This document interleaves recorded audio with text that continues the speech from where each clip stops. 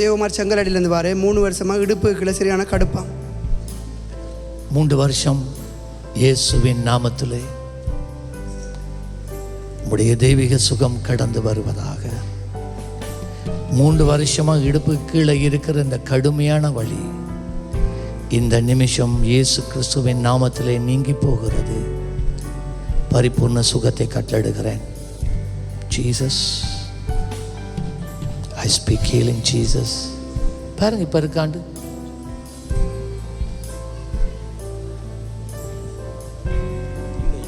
இல்லை இல்லை 3 வருஷம் இயேசு நல்லவரா இல்லையா? அவர் எப்பயுமே உங்களுக்கு நல்லவர். பார்த்தீங்களா? சோத்திரம். 3 வருஷமா இந்த இடுப்பு வலி போயிட்டாங்க.